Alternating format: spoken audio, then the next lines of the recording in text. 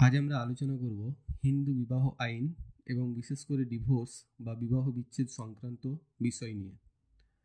ভারতের সংবিধান অনুযায়ী হিন্দু বিবাহ একটা পবিত্র বন্ধন হিসেবে বিবেচিত হয়, তবে বেশ কিছু পরিস্থিতিতে এই সম্পর্ক বজায় রাখা কঠিন হয়ে পড়ে এবং তখন ডিভোর্স একটি আইনগত বিকল্প হয়ে ওঠে।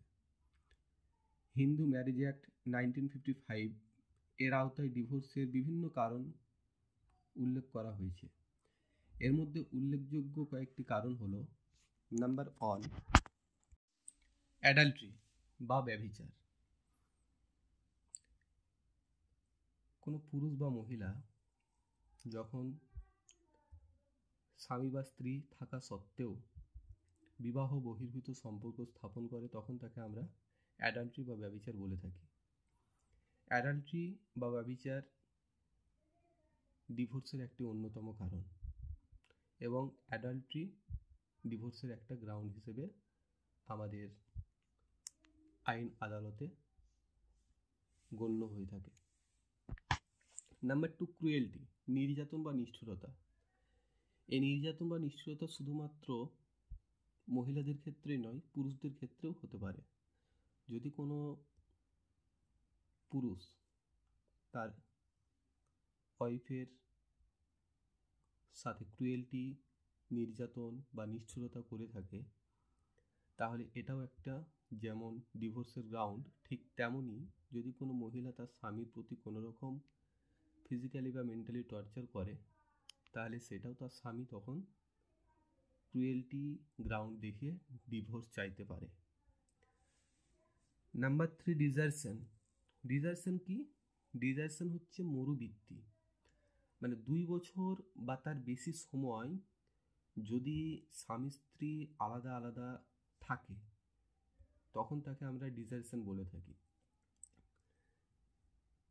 ডিজার্শনেও আমরা দেখি অনেক সময়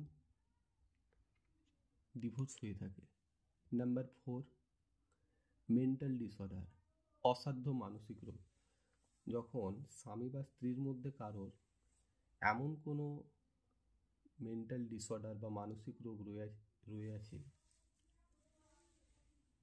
যেটা কোনো মতেই সারার সম্ভাবনা নেই, তখন স্বামী বা স্ত্রী মেন্টাল ডিসঅর্ডারের গ্রাউন্ডে ডিভোর্স চাইতে পারে। Number 5, conversion or remuneration of the world, মানে যখন স্বামী বা স্ত্রীর মধ্যে কেউ ধর্ম পরিবর্তন করে বা সন্ন্যাস গ্রহণ করে, তো হিন্দু থেকে মুসলিম হতে পারে বা মুসলিম থেকে যদি হিন্দু হয়ে যায় কোনো স্বামী বা স্ত্রী, যে কেউ, তো তখন সে যদি তার সাথে সম্পর্ক রাখতে না চায়, তাহলে সে কিন্তু ডিভোর্সের জন্য কোর্টে গিয়ে অ্যাপ্লাই করতে পারে। এছাড়াও স্ত্রী বা স্বামীর পক্ষে বিশেষ কিছু পরিস্থিতিতে আলাদা আলাদাভাবে অভিযোগ করার সুযোগ রয়েছে।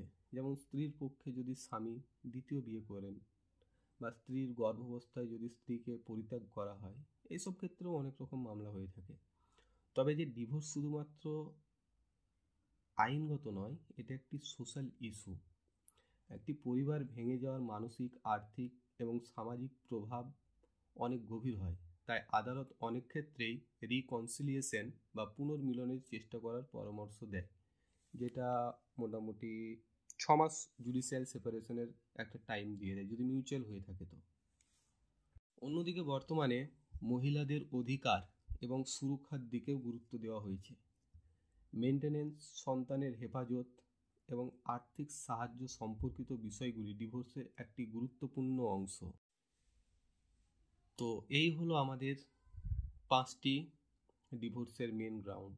তবে শেষে বলবো, আইন আমাদের একটি লিগ্যাল সলিউশন বা সমাধানের পথ দেখায় ঠিকই, কিন্তু আমাদের মূল চেষ্টার বা লক্ষ্য হওয়া উচিত সম্পর্কের সঠিক মূল্যায়ন এবং পারস্পরিক বোঝাপড়ার মাধ্যমে একটি সুন্দর সমাজ গঠন করা।